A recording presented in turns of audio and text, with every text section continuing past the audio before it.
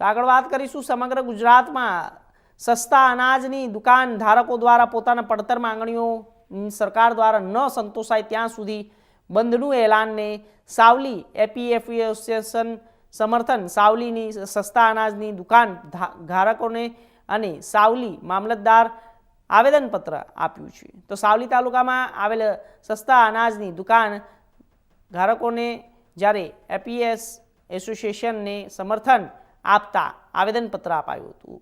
Ration દુકાન ધારકોને જ્યારે બંધના સમર્થનને પગલે સાવલી તાલુકામાં રેશનની દુકાનો બંધ, હજારો કાર્ડ ધારકોને મળતું સસ્તું અનાજ બંધને પગલે હાલાકી ભોગવવાનો પણ વારો આવ્યો છે।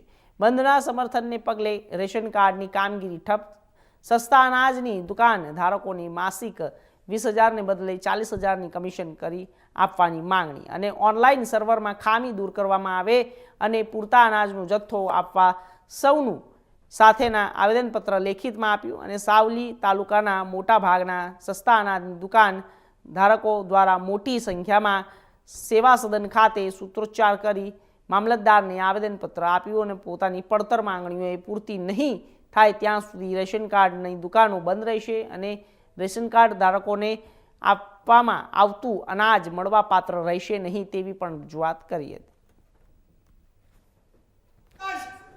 પુરવઠા તંત્ર સાથે જોડાયેલા દુકાનદારો જે 17,000 દુકાનદારો સાથે અમે સાવલી તાલુકાના દુકાનદારો આજ રોજ આવેદનપત્ર આપવા માટે મામલતદાર કચેરીએ પહોંચ્યા છે અને અમે મામલતદાર શ્રી સાહેબને આવેદનપત્ર આપ્યું છે। અમારા રાજ્યના દુકાનદારો સાથે અમારી સંચાલકોની માગણી છે કે જે 40,000 રૂપિયા કમિશન મળે, હાલમાં જે 20,000 કમિશન મળવા પાત્ર છે એમાં પણ 97% કમિશન 97% કાર્ડધારકોનો જથ્થો મળે તો જ અમને આપવામાં આવે છે, જે અપૂરતું 7-8 હજાર રૂપિયા જ આવે છે, જેથી હવે પછી અમને 40,000 રૂપિયા મળવું જોઈએ એવી મારી માગણી છે।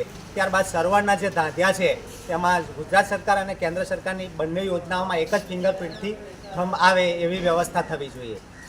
ત્યારબાદ જે કમિશન આવે છે જે મંથ વાઇઝ એમાં લખાઈને આવવું જોઈએ કે ભાઈ આ જે ચોક્કસ મહિનાનું આટલું તમારું કમિશન આવ્યું છે એવી જોગવાઈ કરવી જોઈએ। આપનું નામ? મારું નામ છે વિનોદ કામરોલા, સાવલી તાલુકો એફપીએસ।